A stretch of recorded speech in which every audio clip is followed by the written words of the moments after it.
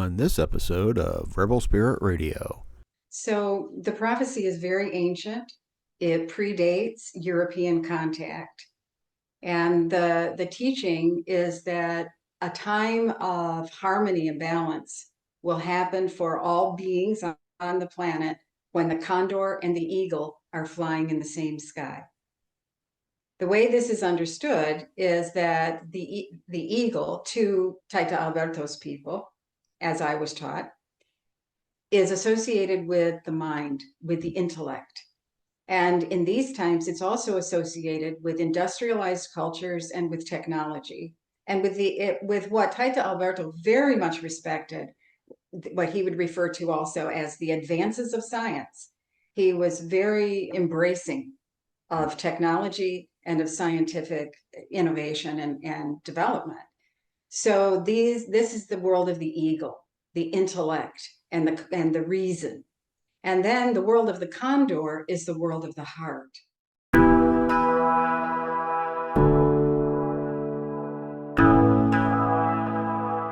Welcome to Rebel Spirit Radio, exploring the frontiers of spirituality, consciousness, the esoteric, and humanity's sacred relationship with the living earth. I'm your host, Nick Mather, and in this episode I am joined by writer, teacher, and Mama Iachak, Winona Travers, to discuss her book, Shamanic Teachings of the Condor, Encounters with the Mystical Traditions of the Andes. Martha discusses the teachings of Ecuadorian Quechua elder Taita Alberto Taxo, the prophecy of the eagle and the condor, practices for reconnecting with nature, and the challenges and methods of introducing these ancient teachings into modern contexts. Also, please be sure to like and subscribe to this podcast on whatever platform you use to listen to or view podcasts. Your support is truly appreciated. Martha Winona Travers, Ph.D., is a writer, teacher, and Mama Iachak who apprenticed with Ecuadorian Quechua elder Taita Alberto Taxo for 22 years, including 10 years visiting the indigenous Quechua in the Andes. She holds a doctorate in English literature from the University of Michigan, where she teaches contemplative practices as well as teaching at the Gilchrist Retreat Center and at Sleeping Bear Dunes National Lakeshore Park. She is the author of The Way Card Oracle, and she joins me today to discuss her latest publication, Shamanic Teachings of the Condor, Encounters with the Mystical Tradition of the Andes. Martha, welcome to Rebel Spirit Radio. Thank you, Nick. I appreciate the opportunity to share with you. Well, thank you. I'm very happy that you're here. I enjoyed your book. As I mentioned before, I was pleasantly surprised that your book about Taita Alberto Taxo, I had a previous guest who wrote a book about Taita Alberto Taxo, and I found that really interesting. And I do, for anyone who hasn't listened to that previous podcast, I do want to ask you who he was and how you came to work with him. So I met Taita Alberto in 1999 when John Perkins from Dream Change Coalition brought a number of shamans, several individuals from both the Amazon and the Andes, up to Michigan and to various other places in the United States. And in the case of Michigan, there was a conference at the University of Michigan on alternative medicine. And these medicine people that John Perkins brought each shared at that conference. And then there was a weekend of healing ceremonies. I did not know about the conference, so I did not attend that, but I was at the healing ceremonies. And Taita Alberto did a fire ceremony to initiate and to begin the weekend of healing. And I had a very powerful experience with him during that fire ceremony, and that began my path of working with him more closely over time. The following spring, in the year 2000, he came back to Michigan again by himself. He had been invited by a contact here to come teach a small workshop. And at that workshop, he invited any of us who wanted to come to Ecuador, to stay with him and his family up in the Andes Mountains, and to begin to learn these very beautiful and also very simple ancient practices of connecting with the elements of nature to reharmonize our own energy, but also to bring that quality more into the industrialized cultures. That is part of his mission, is to come forward into these cultures who have lost this bond, or not, that it's innate. It's not that we don't have that, but are not connected to it. And so Alberto himself is descended in a direct line from father and mother through his grandparents and great grandparents, etc., back to the Inca. The practices that he learned, his father was a Taita Yachak, as Alberto was, and his mother and his mother's two sisters, those three women taught him a great deal of the mystical practices. And he would travel with his father when he was a child to all the ceremonies that his father was doing. And gradually, over a period of time, it came that the elders asked him to take up the responsibility of being a Taita Yachak, which means a father Yachak. We might say that the word Yachak is similar to the word Lama in Dalai Lama. And so there are many lamas, and then there's one individual who's the Dalai Lama. And Alberto was a Taita Yachak. There are many Yachaks. There are some who are Taita and Mama Iachaks, which means that they are responsible for teaching other Yachaks and for doing and for taking care of the whole community spiritually. So it's a little higher level, not in a hierarchical way, but in a way of responsibility. Okay. All right. Thank you for that. I think that helps quite a bit.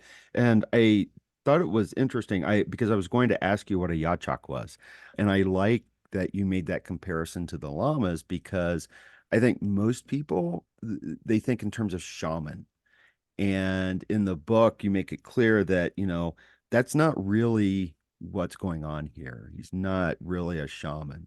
So I think that this concept of this comparison with a llama is really helpful in that regard.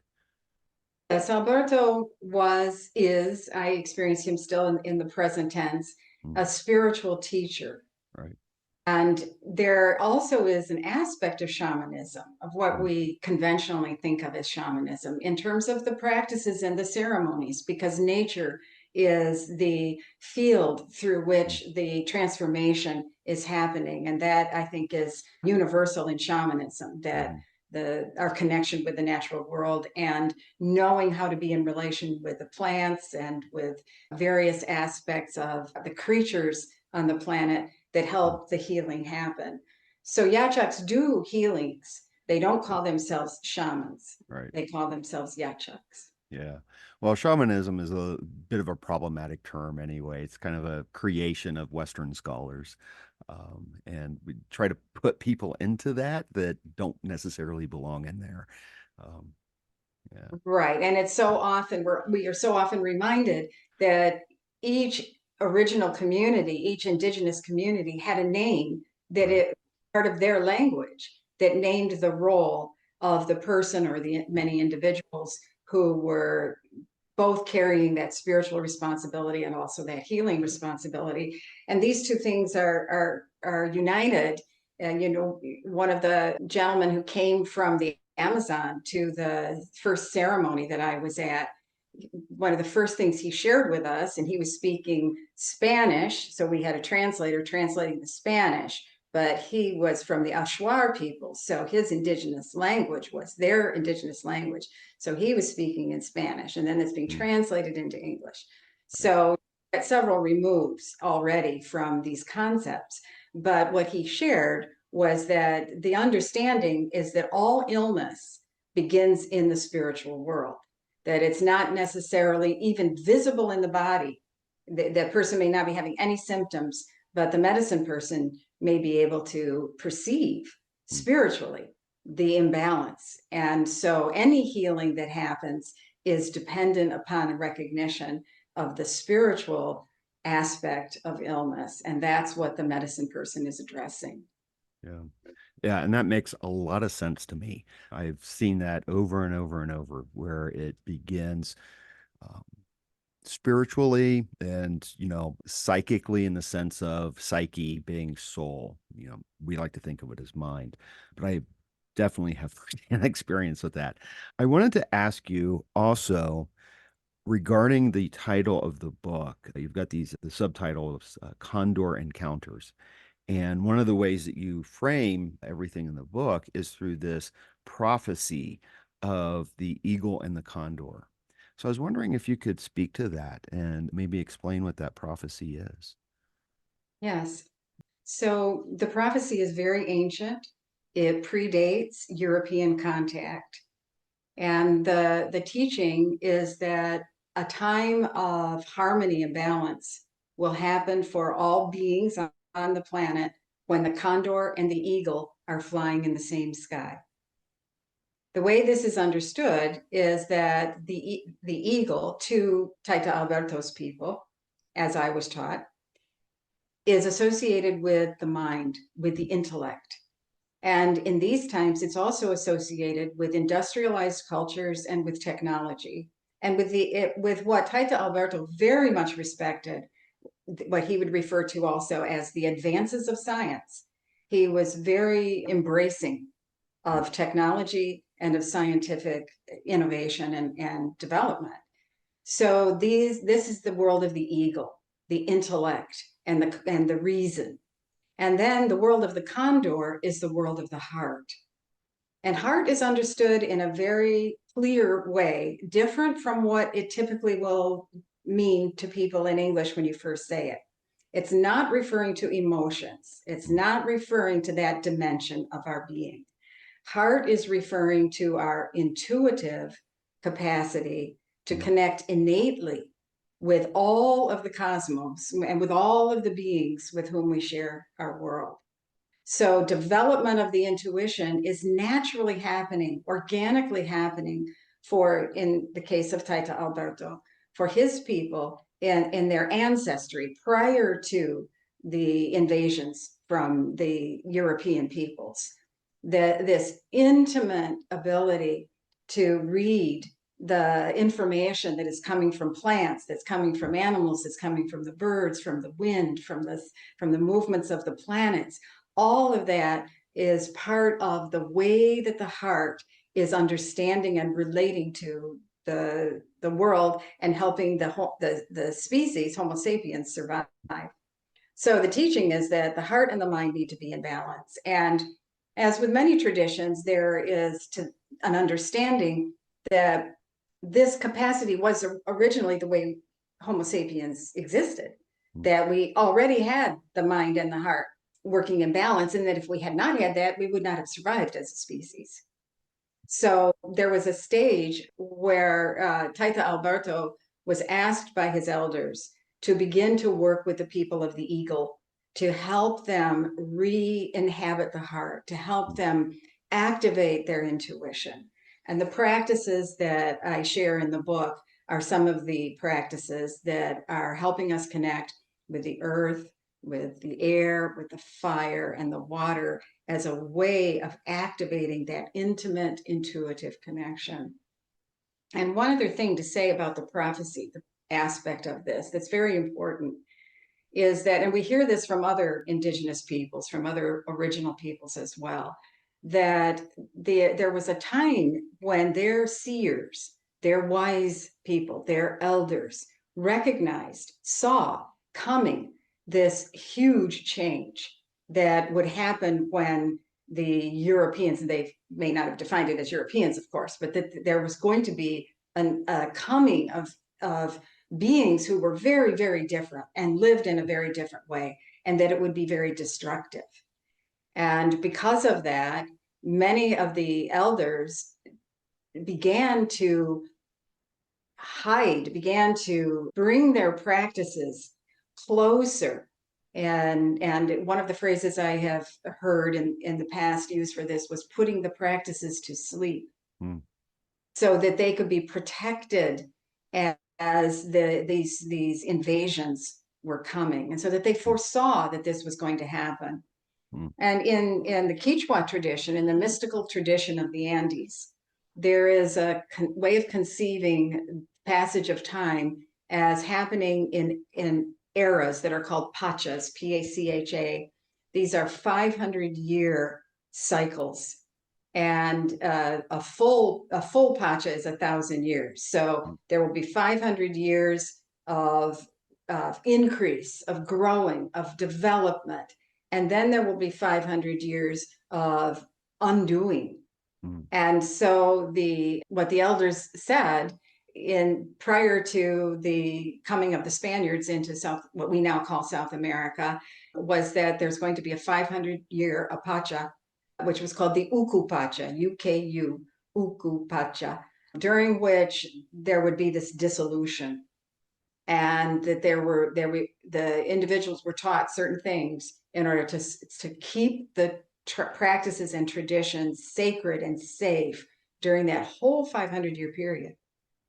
And then a number of the elders, and what I have been taught is that this happened not only in the Quechua community, but in many indigenous communities, in, again, what we now call South America, Central America, Mexico, United States, Canada, all through that area, recognizing in approximately the year 1989 that the Pacha was changing, and that we were now beginning what is called the Nushuk Pacha, Nushuk Pacha, which interestingly translates as New Age, in 1989, the same year that the Berlin Wall fell.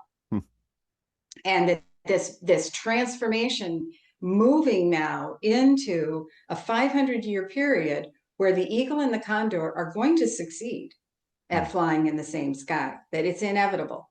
And that the process of dissolution and difficulty that we are experiencing in these times is one of the signs to the elders that the Pacha is shifting.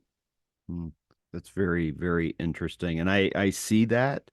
I see that happening. I was really interested that you noted in the book that Taita Alberto had, I don't know if it's right to say he studied with, but I know that he had visited with the Kogi, and there's this remarkable BBC documentary. I think it's called From the Heart of the World or something like that. It's Alan Herrera. Yeah, but in their language was I think the elder brothers and the younger brothers, and they're the older brothers, and the Western industrialized world is the younger brothers, and their message, I think, is just the same. It's like, y'all need to fix yourselves. I love that film, and I highly recommend it to everyone to watch it. It is extraordinary to see the Kogi people. They had not allowed anyone into their community for hundreds of years. They had not taught, and I still think it's the case, they've not taught anyone their language outside Kogi. They speak Spanish in order to communicate with the outer world. No one knows their language. Wow. The way that they live and the way they've maintained their traditions is extraordinary. And yes, Taita Alberto lived with them for a period of time in Colombia, up in the Sierra Madre Mountains. And he tells a story of when he was with them, I think this is where, anyway, if my memory is accurate, it was with the Kogi that this happened, where he's sleeping, he's outdoors, he's sleeping. And in the middle of the night, he awakens and there's a snake, a poisonous snake on his abdomen. And he stays very still and is lying there up there in the mountains with his snake on his abdomen for the whole night underneath the stars with the Kogi people. And then in the morning, when the sun comes out, the snake leaves. And just that feeling of union and healing, as he described what he experienced there, was very, very profound. Yeah. Well, I hope that we can make the journey from the head to the heart and find a balance. And a very wise person once told me that that's the longest journey anyone can take, from the head to the heart. It also seems to me, and I like that you are clear that it's not just the emotion. And you noted in the book that emotions are of the mind. That's the source. We always think of them as the heart, but they're of the mind. And that's also very similar, I think, to some of the teachings of Buddhism. We made this comparison to the lamas, that our emotions start in the mind. And just as an aside, Taita Alberto believed that he was aware of plate tectonics, but not because of what he learned from science, but what he was taught by his elders. The part of their ancient tradition is that the continent of what we now call South America and where India is were together. And that the mountain range of Nepal, those mountains and the Andes were all at one time all one mountain chain. Wow. Okay. These teachings that are so similar. And yes, so what you're saying about the mind and emotions, what Alberto taught me and taught our group, the people who were studying with him, is that emotions come from the mind because every emotion is triggered by a thought. It may not be that we recognize that we've had that thought. The example I like to use is if you're, in the jungle and suddenly a tiger is approaching, you feel fear and you would say that's innate. I don't think anything, I'm just afraid. Well, underneath that fear is the assumption that the tiger is dangerous. That's a thought. Right. So the training, the teaching, and the practices in this that Taita Alberto teaches when he travels are to help people activate the intuitive capacity, as I mentioned before, that is the heart. And to understand that an emotion, what we think of as an emotion like love, genuine love is an energetic movement. It's not a need. We tend to think of at least in the culture that I was reared in, oftentimes someone would say, I love you. And it meant, I need you. I want you in some way. There's some it's not just an energy that's coming from that person flowing towards someone. So from that aspect, the heart does include compassion and the ability to send into the world a healing energy that is expansive and that has no strings attached, that's not pulling in some way or demanding in some way. So anytime that someone uses the word love and there's some kind of attachment to it, that's coming from the mind. That's coming from the psychological makeup of that individual. That's coming from the ego. Seems like that would be that kind of love that it would be very difficult to accurately describe it. Not the attachment kind of love, but this unattached sort of free flowing love.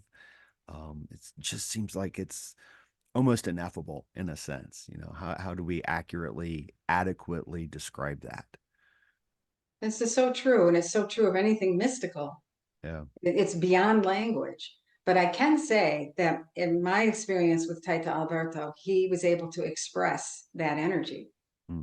Feeling around him at times was very expansive and beautiful. And he taught at my home in Michigan numerous times. I organized workshops for him for years. And people would come and, we'd be in our, whatever's going on in your life, and you come in and you sit down. And after a period of time doing the practices with him, it would be like a weekend retreat that we would have. Everyone was so happy.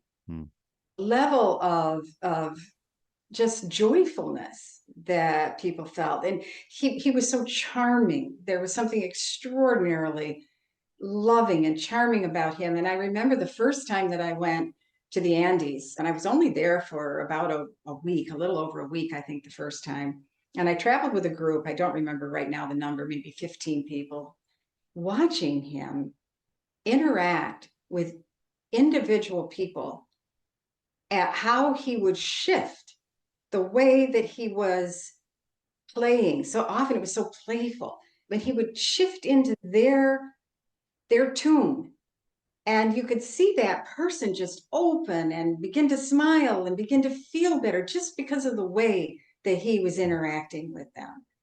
It was really quite, for me, coming from the experiences that I have had in my life, it was unique. I had one teacher that I had a similar experience with, a woman, Cheryl Stariff, who was my first, I would say, shamanic teacher. And she was quite extraordinary as well. So I had a little door open to that world. But then to see it with him, and the way I interpret it, the way I understand it, is that he did, the way he was raised when he was very young. He talks about his father carrying him in his arms all the time, and the intimacy with he referred to his biological mother and her two sisters as his three mothers. And the love, just that unconditional, rolling around on the ground, being at the waterfall, just wow. He brought that forward with him. He didn't have, even though I know he suffered greatly in terms of oppression and cruelty towards the indigenous people, that he had emotional scars and he had wounding, he had all of that too. But still, there was something that was preserved in him that I personally think of as the way all human beings can be.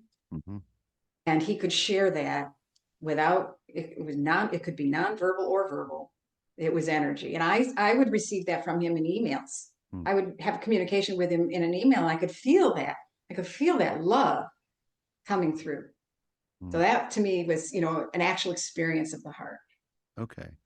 Yeah, it sounds quite remarkable. And like I said, you're the second person who's written about him. He passed away from complications of COVID, but I'm getting the sense that, you know, his maybe that's like, the teachings now are starting to reach a much larger audience. And I wouldn't be surprised if sometime in the future, in the near future, someone else shows up who was a student of his and has their own book, because the teachings are incredibly important, as we face all of these environmental and other crises. And I have long maintained this idea of as within, so without. And that all of this, like you had said earlier, is symptomatic of a spiritual dis-ease in the Western industrialized world. Absolutely. Yeah. And I love what you just said about as within, so without. And it is the transformation. And we know this, people who would be interested in watching a podcast like this, we all know this, that it is an inner transformation. And the challenge that I experience, and I teach these practices at the University of Michigan. I teach meditation and various other contemplative practices. That's entirely what I do now in my classes. And the mind will think that it's very hard, that it's very difficult. And the heart knows that it's our innate ability. And so it isn't difficult to come to this place if we learn how to let go of the ways that the mind is interfering with this harmony between the heart and the mind. The mind wants to maintain that control. So that's the ego. And that, again, there's Buddhism teaching us. Sitting meditation is one of the practices that I teach because it's so helpful to letting go of the ego's demand to control everything. And then you can be open, and then you can start to feel the blessings that are coming to us when we're sitting outdoors, instead of projecting onto the natural world. Oh, that tree just gave me a message, and this is what the message says. That to me is the mind. That's different from the practices that Alberto is teaching. And we can talk more about that if you want to explore that. But yeah, I would, because I think that in the book, I'm trying to remember, and I don't want to search the notes too much, but I think you had a section about not anthropomorphizing. And I think that's precisely what you were just kind of getting at, because there is this tendency, there's a worldview of sense that Taita Alberto had, and that it comes from some of these indigenous cultures, that everything's alive. There's a spirit or a consciousness to everything. And that is so radically different than how we in the Western industrialized world view things. And you will hear if someone says, oh, yes, I am communicating with this tree, this charge of, well, you're just anthropomorphizing the tree, or you're anthropomorphizing this animal or something. But this is not anthropomorphizing. Exactly. First, I just want to take a little step aside to say we were all indigenous once. Right. I think this is a really important part of the transformation that needs to be happening for human beings at this time, is to recognize If we go back far enough in our own ancestral line, there are ancestors who were indigenous, meaning they grew up from that place on the planet. They came from that place. Mm-hmm. And we all have that. And I think it's important for us to acknowledge that and embrace that. Yeah. So anthropomorphizing is what the mind would do. The mind, and I will see this with my students. It's so fascinating to share these practices with other people. So we'll begin, and I will invite them to go outside. Fortunately, our classroom is in a place where we have like a park-like setting that they can get to easily, and to allow themselves to just notice whatever tree, plant, shrub attracts their attention, and to go there to that tree, plant, shrub, and stand quietly and say hello. They don't have to say it out loud, but just in their awareness to greet. This would be the word that Alberto would use in Spanish, saludos, greeting, just to greet that tree, that plant, that shrub. And so there's more, but then let's just come forward to the students coming back into the classroom, and we're sitting in a circle, and so they will share, some of them, which I'm really glad they share what they actually experience. That's what this is all about. We're not like trying to do it right or be perfect or any of those things. Like, what happened? What really happened? Right. And so what really happened for some is they felt silly. They felt stupid. They thought, oh my God, I can't believe it. I'm in a class at the University of Michigan. I'm standing outside and people are walking by and I'm standing looking at a tree saying hello.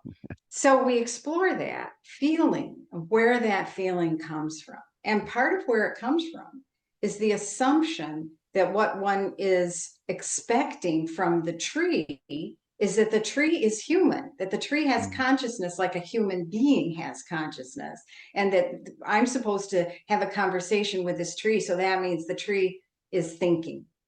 And so they're projecting onto the tree. Anthropomorphizing is when we project our human way of doing things onto the other beings of the natural world. And so we begin to understand, as we explore our own reactions when we start to do these practices, that the mind is continuing to be in control, and to either imagine that the tree has said something. So for people who like the idea that the tree thinks like I do, then they get a message. And for people who think that's silly, they feel silly. But there's something much more profound. And this is what Taita Alberto has been teaching.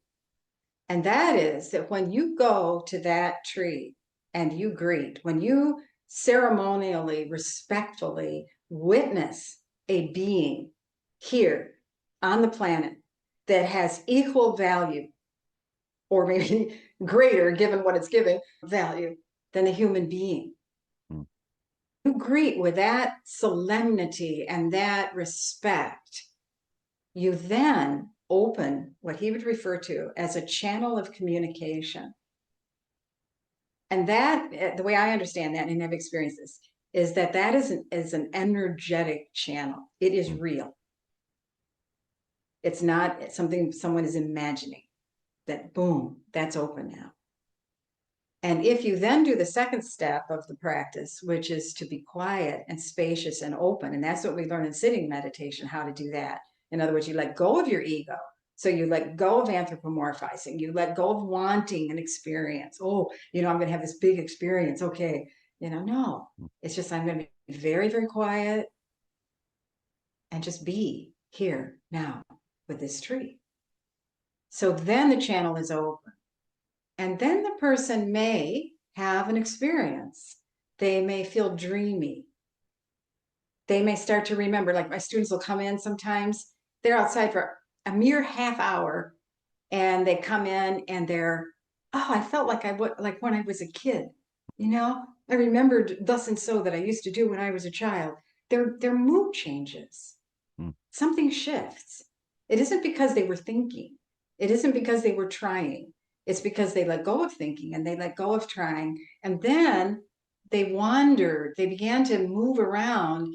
And for that individual student who shares that experience, what happened for them was that they went back in time to something that felt at the time that they experienced it originally more peaceful and playful and joyful. And now they have that energy right now in the present moment, and they bring that back with them into the classroom.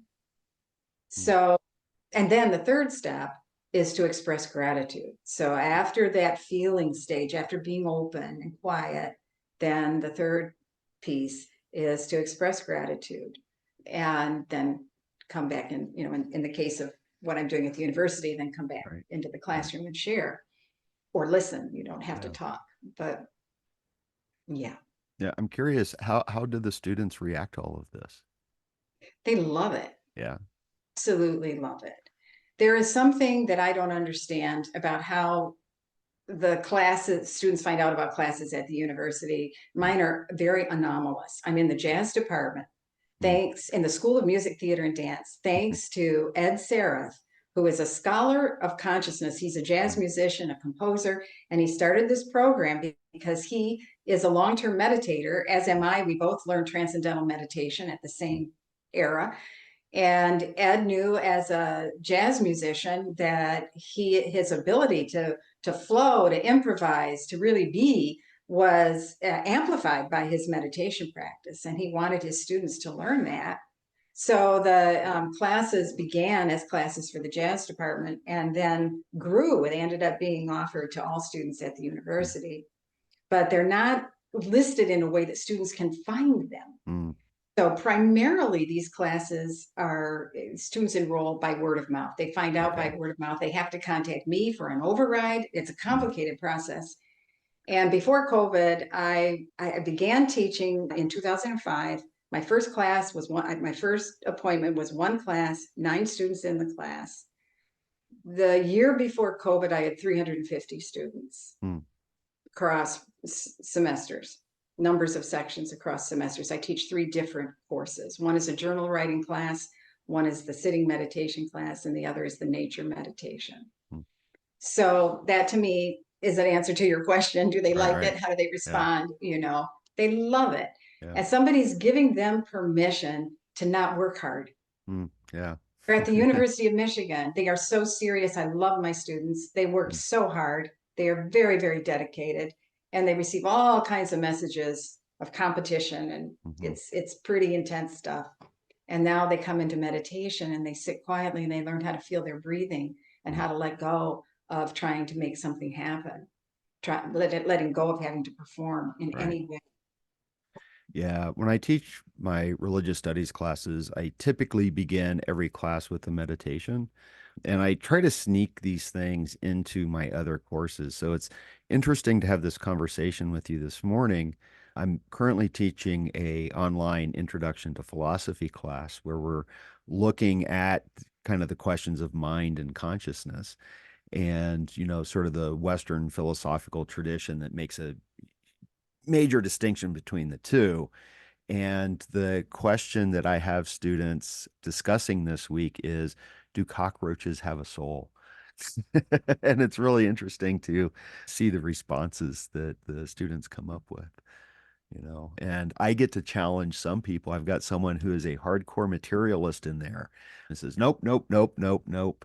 And they thought it was silly to even suggest or that plants could. And that gave me the opportunity to say, but plants perceive things. Plants move, they grow. There's communication that plants have with each other. So all of that to say is, I'm trying to do the best I can to break down that mind aspect a little bit. Although I suppose I'm doing it through the medium of the mind. Both and, not either or. Yeah. Arthur would always emphasize, we're not saying that we're not trying to get rid of the mind. Right. It's a balance.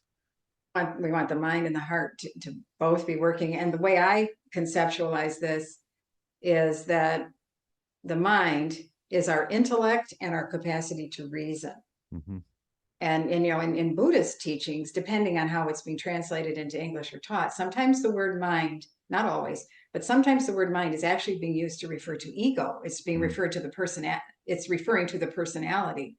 And so in sitting meditation, as we're feeling our breathing, repeating a mantra, perhaps the thoughts that come up, that's associated with ego.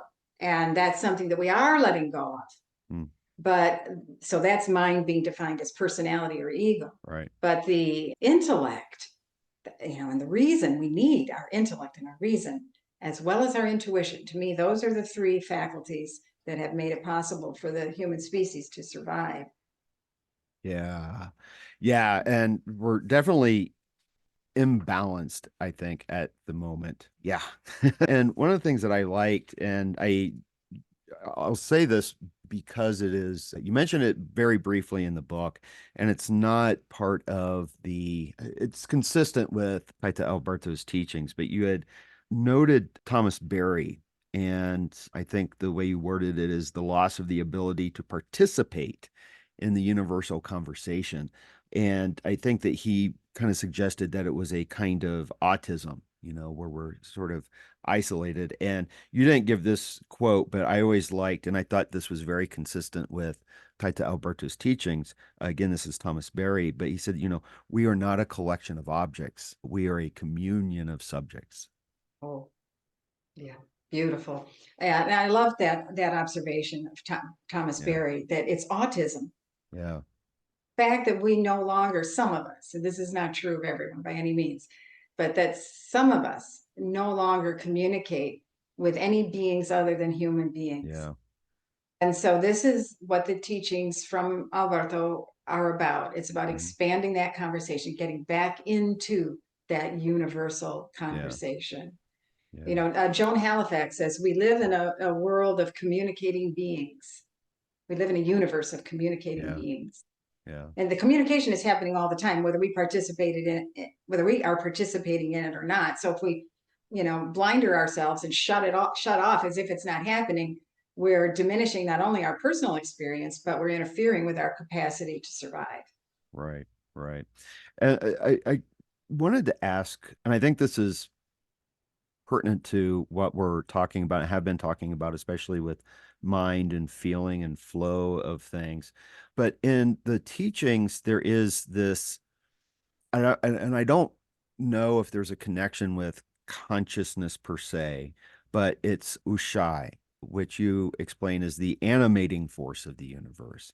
And it's the energy that moves the elements. And I would imagine that it is what moves us as well.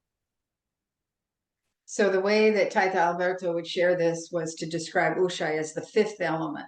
Right. And so in English, we might refer to it as an etheric element or spiritual element.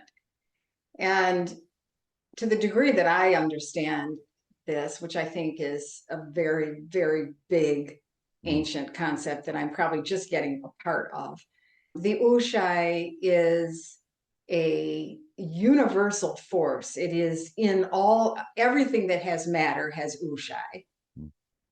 It is way beyond matter.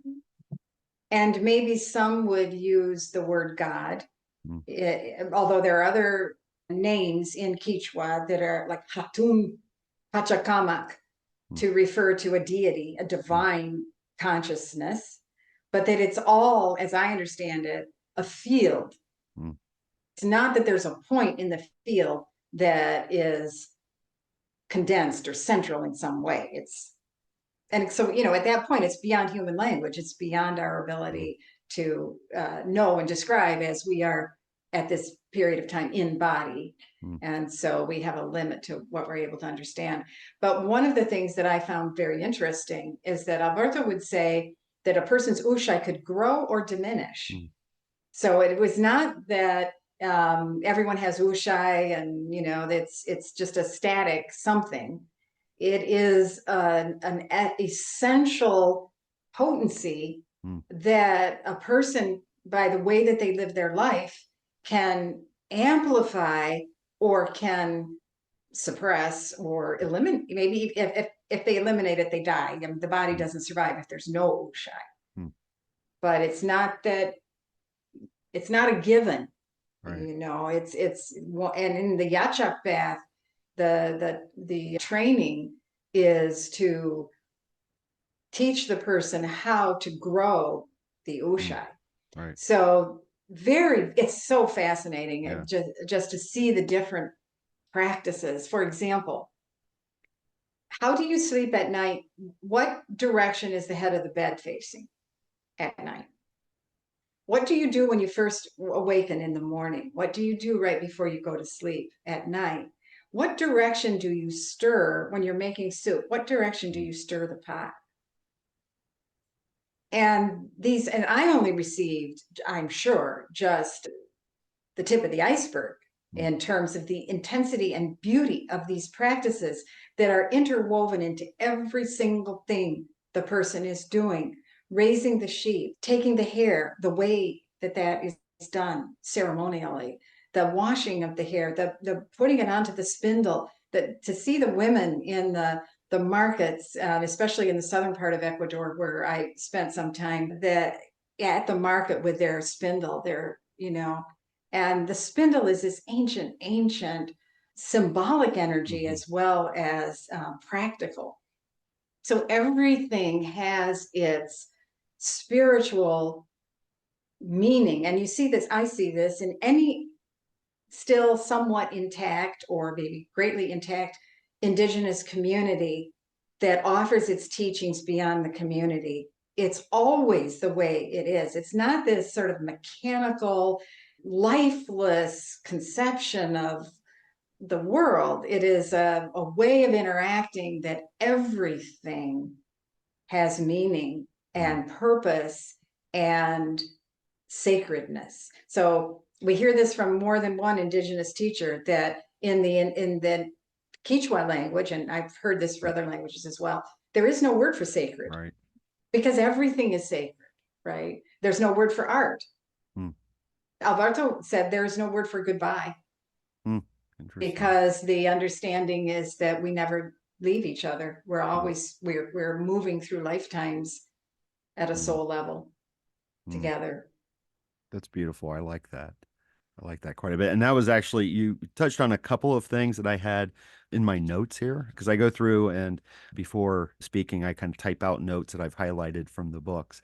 And one that you had noted was the Ushai, and you had a quote, and this is from Taita Alberto, that God is very, very big. It is the great force of life that is in each of the things that exist in the universe. It is everything. And my question was, Ushai? So I think you answered that question. And I think that I just want to make sure that I'm kind of clarifying things here in my own mind.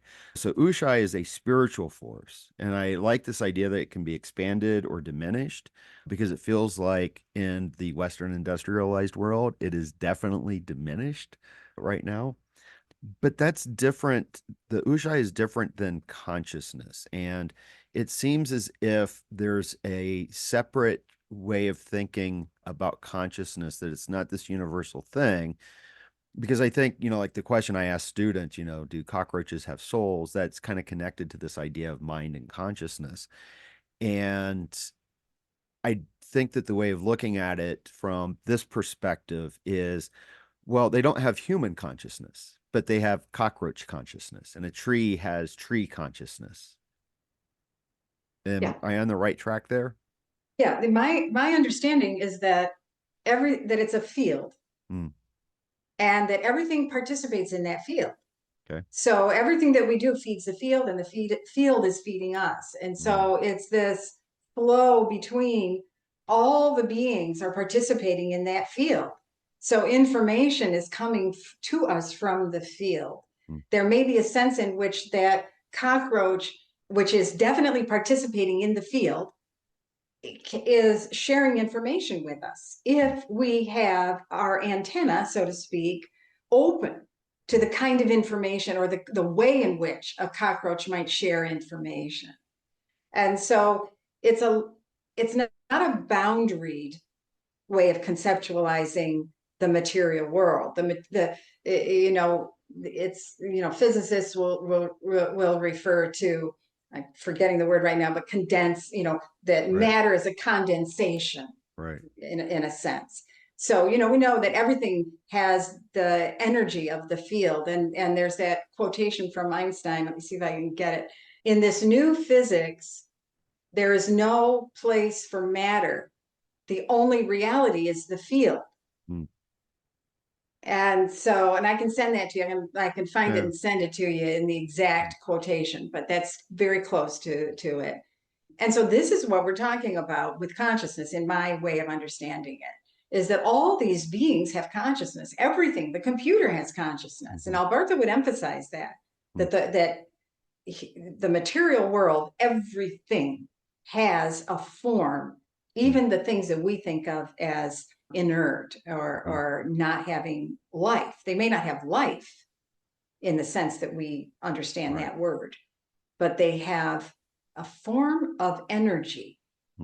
That energy is affecting the field, and the field is affecting us. And so this, of course, is why we have from these ancient traditions all of these reminders that the way you behave, the thoughts that you think, not only the actions that you take, but the thoughts that you think, the words that you speak, and the actions that you take are affecting the field.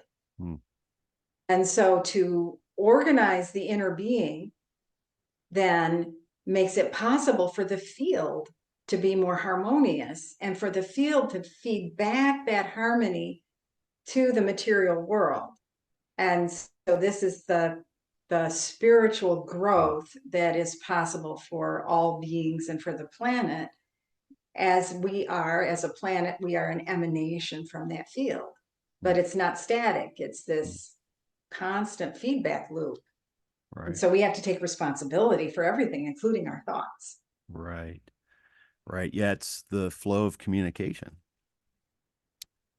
I'm curious here. I'm trying to, for people living in this Western industrialized world, I mean, it's amazing that Taita Alberto was able to come here and deliver this message and find students and whatnot.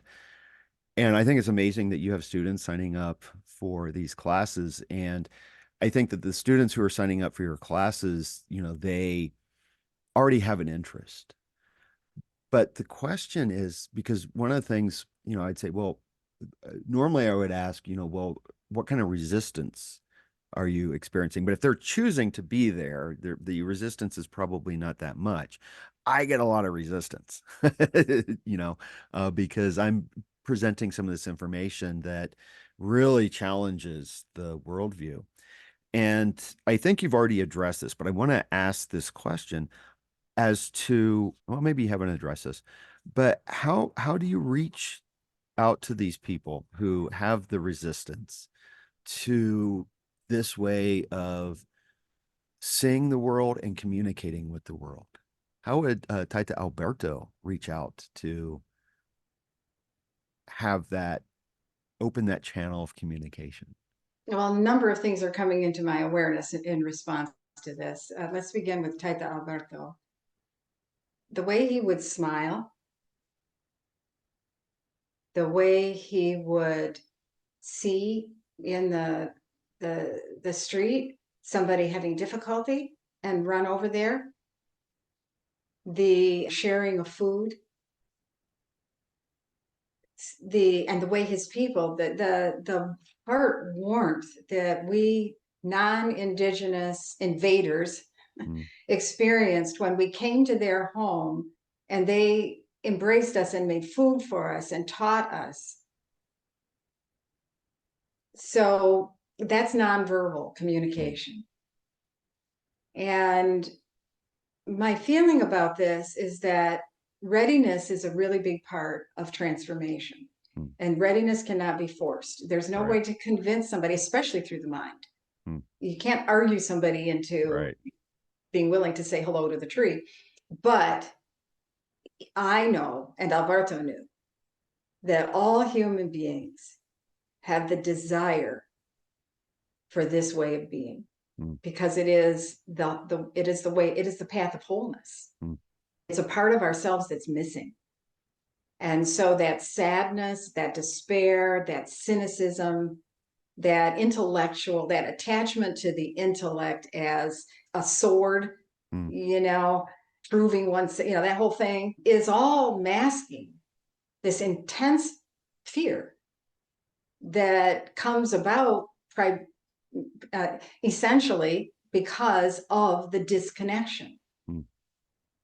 And so my personal feeling is that all those students in your class need to feel safe. That's the first thing that they need, is they need to feel safe. They need to not feel challenged. Right.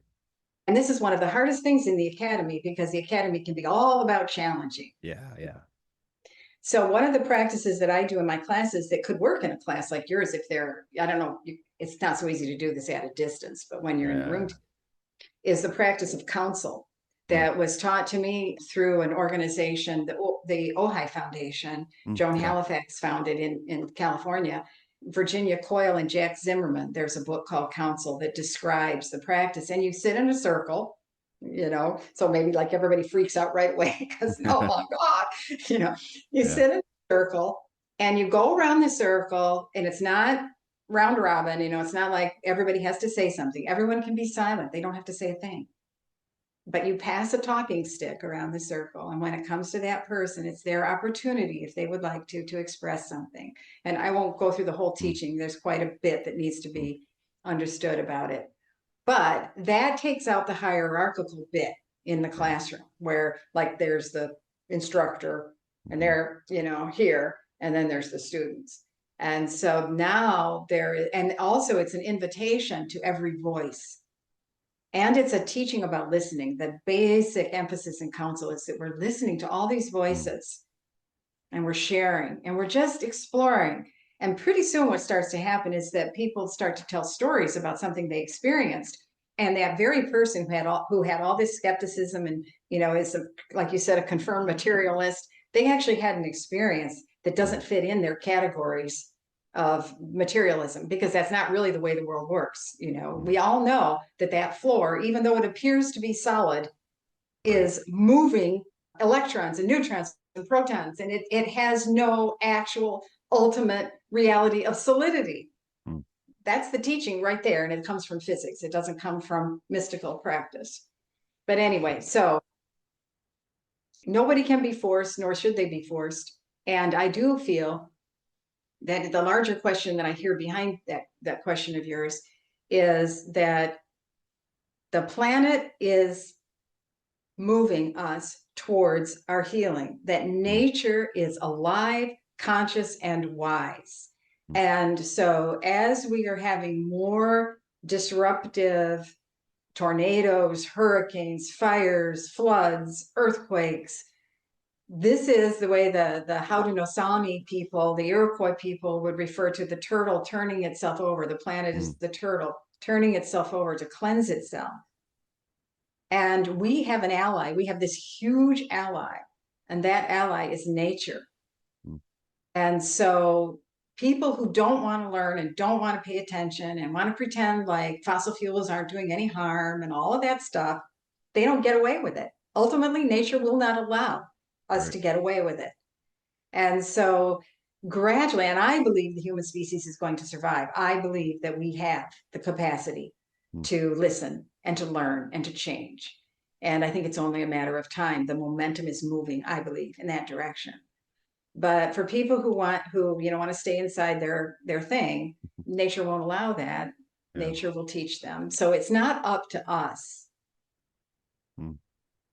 Okay. So there's maybe it's a spiritual, I don't know if I want to say force, but the Ushai of the earth, the Ushai of the planet, is gently encouraging us to transform and begin communicating with them again. Exactly. And actually, I like force, the Jedi, may the force be with you. Yeah. That's it. Yeah. And that's, also kind of based on the Tao in the Chinese cosmology, which is the flow of the energy of everything. And that's similar to, I think, the prophecies of the Pachas of the 500-year periods, that, it's this constant flux of one changing into the other and then back to the other. And in the Tao Te Ching, what is overfull must empty. Yeah. And I read Alan Watts, The Watercourse Way. He refers to the Chinese, to Taoism, as serenely cyclical. And that's the way Alberto was. This immense trust in the whole process, and not so fear-based. Right. Yeah, there's a lot of fear, I think, in the world, a lot of fear. And I like that a couple of things. I know we're starting to run out of time here a little bit, but I do want to address a few other things. One is the diet. And the diet, but also and you had mentioned eating together at one point, and that's something that I find very profound is communal meals. There's something very sacred about that, I think. And you noted that Alberto referred to eating a meal as participating in the greatest ritual of all. But also, their diet, the Quechua diet, was primarily vegan. And the other thing, and this is connected to food, I know I'm jamming a lot in here though, is the reason that it's primarily vegan, and this speaks to an intuition I've had for a long time, is that when people eat the flesh of animals, it makes them more violent. Yeah. So in the communities that I was in at this time, there's a lot of meat eating, but a lot of the people are not practicing the Yachak, are not walking the Yachak path. They've been influenced by the dominant culture. So I just say that as an aside, but the person who's doing the Yachak path is not eating animals. And Alberto would, and that's how he would say it. He would say, "No como animales." I don't eat animals. And that, again, is part of what we were talking about earlier in terms of consciousness. And we see this in Northern Native American traditions as they've been received in my culture of, honoring the deer before you kill the deer and using every part of the deer. This understanding that that deer is part of the field of consciousness, that deer is me. And so the sacred, again, the sacred approach is that everything is treated with respect, and everything that you take into your body is going to affect your thoughts, your emotions, your actions, your words, your actions. It's not separate. Again, it's not a boundaried way of looking at things. And so, yes, vegan is the ideal, and also it is cleansing all the channels in the body. So every time you take in an animal-based food into the body, it's bringing in all of the energy of that animal into the body. Every time you take a plant-based food into the body, it's bringing all the energy of that plant-based food into the body. And so the Yachak is making a conscious choice. What kind of energy do I want to express out into the world? The energy, and that is what they're taking into through their body. So with the animal, different cultures would say, "I'm going to be the stag." I take in the energy, I'm going to be the stag. But from the degree that I learned from Alberto's perspective, it's the suffering of the animal that the person is taking in, especially in our culture, the way animals are treated in the meat. It's just awful. It's horrific. So yeah, if you're choosing to eat an animal, you need to know that you're choosing to eat the animal's suffering. Yeah. Yeah. That's precisely the point that I've often thought about, is that when you go and it's, we don't eat animals, we eat meat. We're so divorced from it because it's all, just packaged for us. But I've long thought that, the fear that the animal experiences in the adrenaline in the tissues. Yeah, that we're taking that in somehow. And that contributes to, I think, our violence and the anger and the fear that we feel. Yeah, and meat is dead. Yeah. When you eat it, it's dead. Right. You're eating death. Whereas when you're eating a plant, it still has its life force. Yeah. So yeah, it's hard because people are attached to their diet and their food. And from my perspective, I think it's more important the attitude that you take towards what you're eating than specifically what you're eating. Yeah. And so even though I do share that understanding of the animal suffering and veganism and everything, for those who are still eating animals, I think it's just important that it be done in a sacred way. Yeah. That the person become clear about what they're doing and how to the degree that they can have that be some kind of medicine. Yeah. And, the little bit that I understand about kosher, that's part of the kosher practices is to make it sacred, Yeah. to bring a sacred dimension and a dimension of respect Mm. to what we're taking into the body. Yeah. Yeah. Yeah.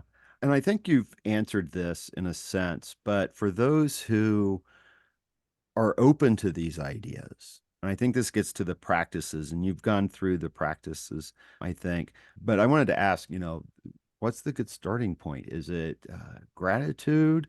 I think that Taita Alberto taught that the first practice was greeting the elements. Yeah. So in every moment, we are experiencing communion with the natural world, wherever we are, whether you're on a 5th-story apartment building surrounded by cement where you can't even see a tree, or whether you're living in a rural area surrounded by plants. No matter where you are, all 4 elements, the earth, the water, the fire, and the air, are part of our body, and they're part of our environment. And so the basic beginning practice is to greet the element when you encounter it. So when you turn the water on in the morning, you say hello to the water. When you eat food, you say hello to the food. That's the earth element. The sunlight, you light a candle, you greet the fire. Every breath, when you feel that you walk out the door in the morning and you feel the air, you greet, you say hello.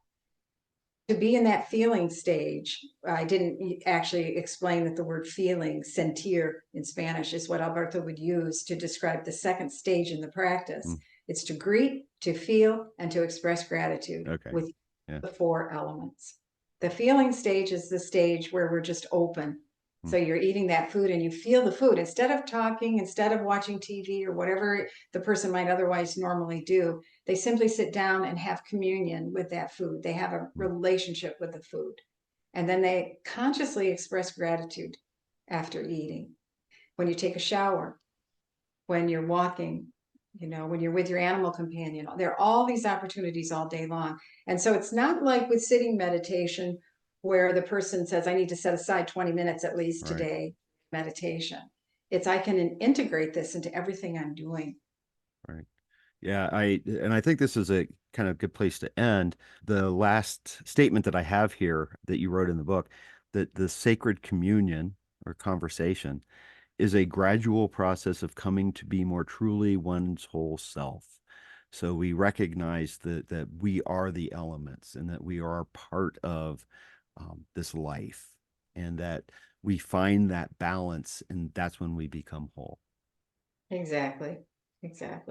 Yeah.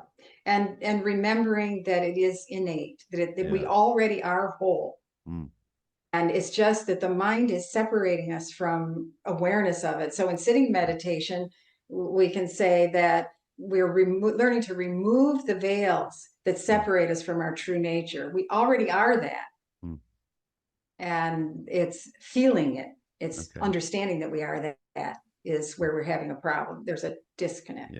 Yeah. A way this is often expressed by several other guests that I've had is it's a remembering, that we have to remember who we are. Yeah, I love that. Yeah, and it's like the body. There are members in the body. To remember is to put the members of the body back together. Yeah. The path of wholeness. So let me ask you, Martha, these are always my final 2 questions. What do you have coming up? What are you working on next? And do you have a place, do you have like a website that people can find out more about you and your work? So I have a website. It's natureandhealing.org, spelled out, natureandhealing.org. And in the spring of 2025 and in the summer of 2025, I will be offering workshops either at my farm or at the Gilchrist Retreat Center or at Sleeping Bear Dunes in Michigan. I do sometimes also do Zoom classes so that people who are in different geographic areas and do not have the ability to travel to an on-site workshop can also work with me. I also do one-on-one readings. I use, for people who want this, I use my divination cards, the way cards, and I do readings for people. I teach people how to do these practices if they would like to learn the nature path. And so On my website is my contact information. If someone wants to work one-on-one with me in that way, that can happen at any time.